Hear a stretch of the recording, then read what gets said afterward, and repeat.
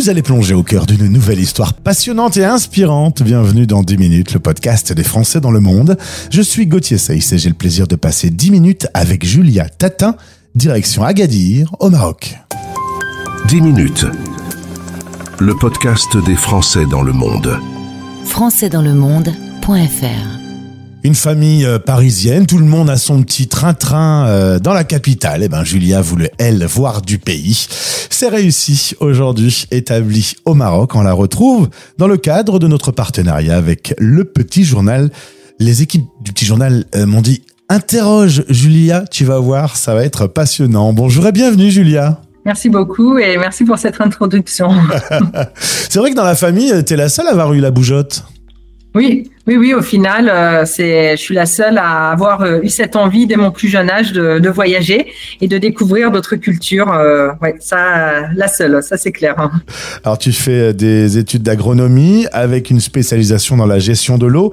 Très vite, ce sont les pays en voie de développement qui vont te passionner, donc très vite tu sais que tu vas devoir faire un jour ta valise. Oui, de toute façon, ça a toujours été mon rêve. J'ai toujours voulu travailler à l'étranger. J'ai fait plusieurs stages pendant mes études. Je suis partie 3 mois en Inde, 3 mois en Indonésie.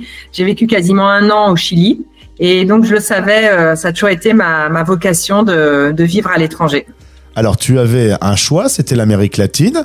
C'est un peu loupé, Julia, puisque ton premier travail, ce sera au Maroc. Et finalement, c'était il y a quelques années. Tu as définitivement posé tes valises.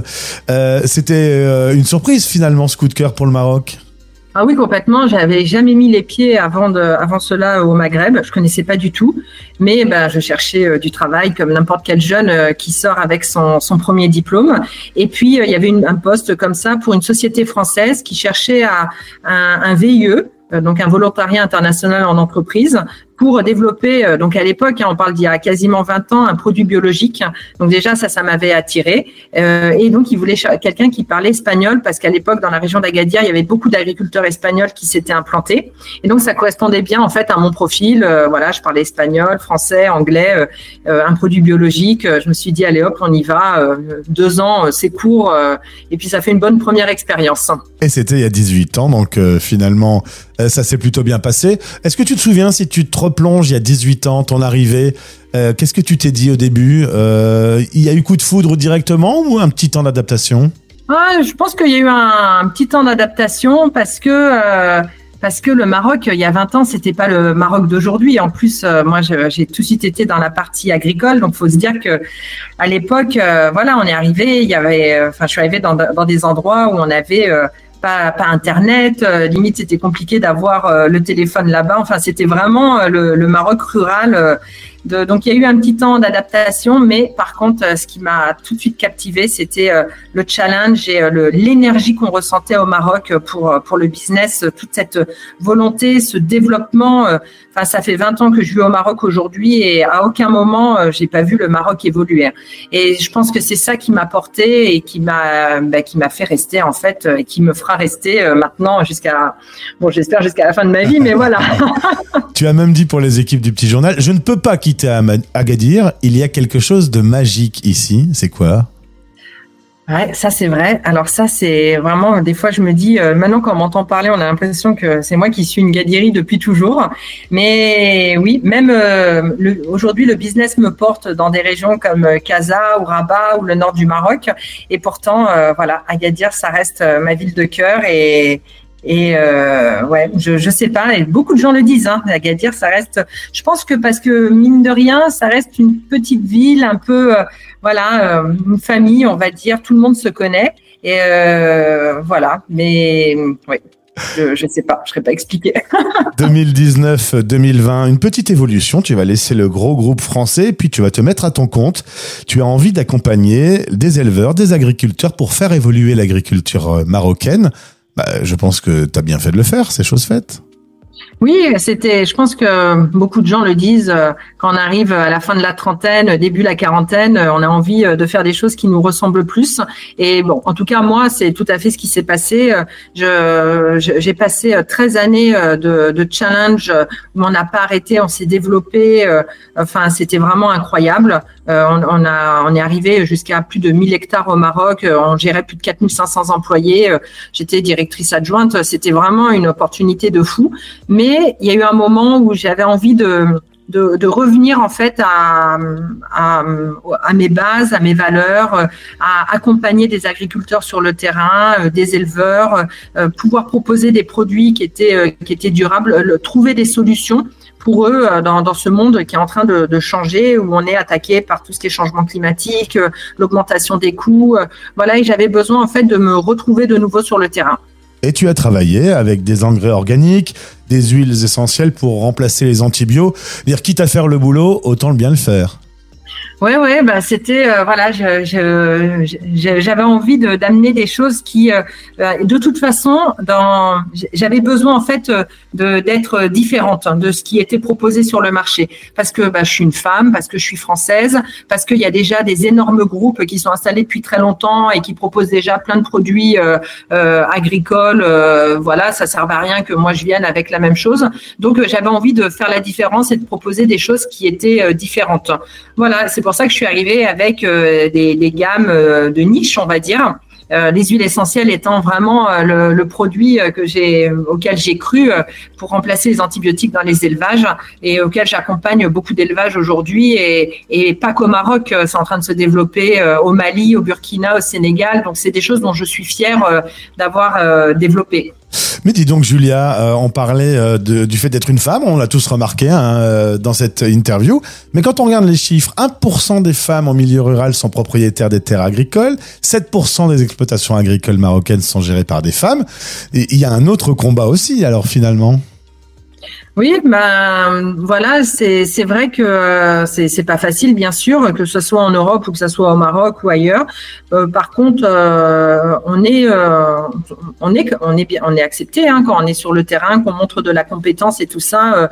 Les gens nous reçoivent et nous écoutent et travaillent avec nous, ça sans aucun problème.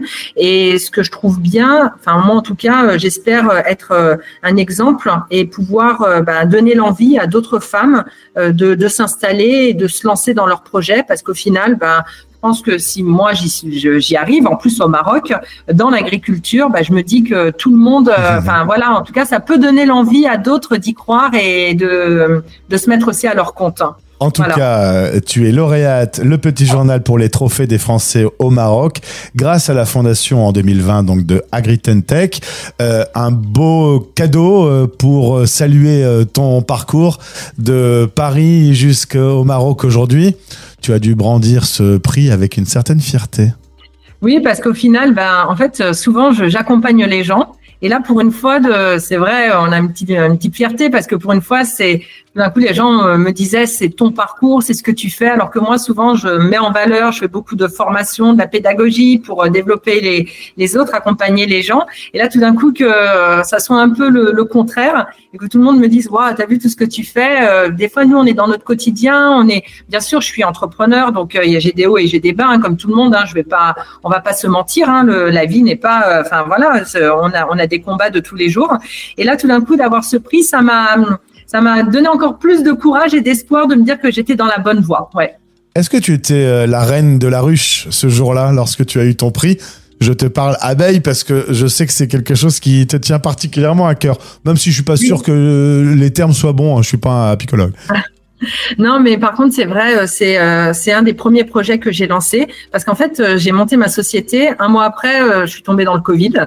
Donc, tout s'est un peu arrêté et donc, j'avais plein de produits qui devaient arriver, mais où il fallait avoir un temps d'homologation et tout ça. Et donc, à un moment, il a fallu que je réoriente un peu mon activité. Et là, je me suis lancée en attendant dans la pollinisation parce que c'était important pour moi d'accompagner les agriculteurs pour avoir des ruches plus fortes, une meilleure pollinisation, de meilleurs rendements, et que c'était un moyen simple pour déjà gagner, on va dire, en rendement et économiquement. Et donc, petit à petit, je me suis vraiment développée là-dessus. J'ai pu commencer à montrer tout le bienfait des huiles essentielles grâce à mes ruches. Et voilà. Et c'est vrai, aujourd'hui, ça me tient à cœur parce que on le sait que la 6e extinction de masse, ce sont les pollinisateurs. On sait que sans les pollinisateurs, il n'y a plus d'agriculture demain. Et je trouve que malgré tout ce qu'on peut dire dans les médias, sur le terrain, on n'a pas encore pris assez conscience de l'importance de protéger les abeilles, mais tous les insectes. Et c'est pour ça qu'aujourd'hui, j'ai vraiment développé une partie de mon activité dans la formation pour les agriculteurs, pour les apiculteurs, mais aussi je fais beaucoup de sensibilisation auprès du grand public parce qu'on sait que c'est les agriculteurs ou en tout cas les consommateurs de demain. Julia, je suis un peu candide dans ce domaine. Pourquoi l'abeille est si importante ? On sait aujourd'hui que 75% de notre alimentation, de nos fruits et de légumes, sont pollinisés. Alors par des abeilles, mais par des insectes. Il y a à peu près plus de 1,3 million d'insectes qui sont recensés à travers le monde. Sans ces abeilles ou ces insectes pollinisateurs, on mange plus. C'est-à-dire que, par exemple, moi je donne souvent un exemple, le cacao, plus de chocolat. Le coton, sans abeilles, plus d'habits. Donc il y a énormément de fruits et de légumes qui sont pollinisés et sans ça, voilà, c'est la fin de l'agriculture. Et aujourd'hui, et surtout en plus en ce moment où on parle de développer l'agriculture, d'avoir des pays qui sont autosuffisants, donc on met en place des terrains, des stations pour désaliniser l'eau, on parle de tout ça, mais l'insecte en lui-même, c'est lui. Sans lui, on peut avoir la meilleure fertilisation, tout ce qu'on veut autour, mais s'il n'y a plus d'insectes, de toute façon, où va-t-on ? C'est pour ça que c'est important de les protéger. En tout cas, bravo pour le chemin parcouru depuis ces 20 années au Maroc. Tu reviens un peu en France de temps en temps quand même ?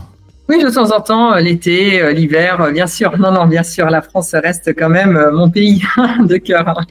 Très bien, bravo en tout cas pour ce prix des trophées des Français au Maroc. Bravo pour le travail fait sur place et au plaisir de te retrouver sur la radio des Français dans le monde. Merci beaucoup, merci.